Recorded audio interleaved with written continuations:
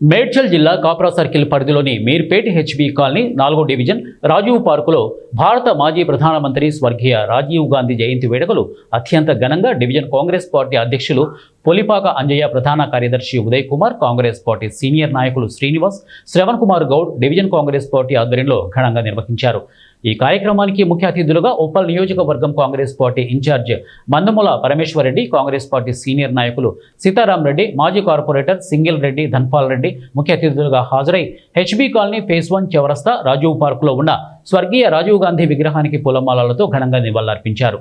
ఈ సందర్భంగా మందముల పరమేశ్వర్ రెడ్డి, కాంగ్రెస్ పార్టీ అధ్యక్షులు డివిజన్ అధ్యక్షులు పోలిపాక అంజయ్య మాట్లాడుతూ, కాంగ్రెస్ పార్టీ అంటేనే బడుగు బలహీన వర్గాల పేద ప్రజల సంక్షేమం కోసం పనిచేసే పార్టీ అన్నారు.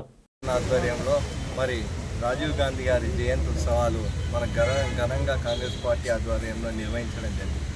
మరి ఈరోజు ఒక మహానాయకుడు, మాజీ ప్రధాని మరి రాజీవ్ గాంధీని స్మరించుకోవడం కాంగ్రెస్ పార్టీ కుటుంబ సభ్యులందరికీ కూడా గర్వకారణం.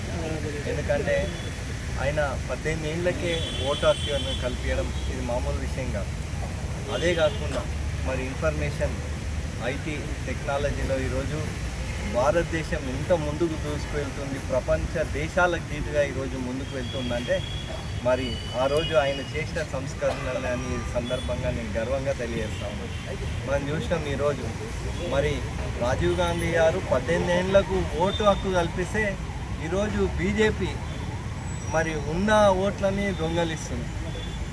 అంటే ఎంత దారుణమైన పరిస్థితి ఈరోజు మన భారతదేశంలో ఈరోజు బీజేపీ ప్రభుత్వం మరి తీసుకొస్తుందో మనం చూస్తూ ఉన్నాం.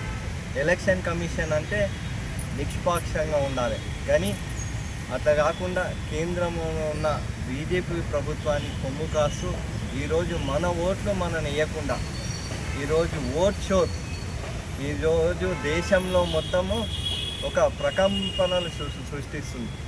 ఓట్ షోర్ మా నాయకుడు మరి రాహుల్ గాంధీ గారు ఏ విధంగా అయితే ఓట్ షోర్ మరి చేస్తుండ్రో ఈరోజు ప్రజలందరికీ తెలియడం ఇది మామూలు విషయం కాదు.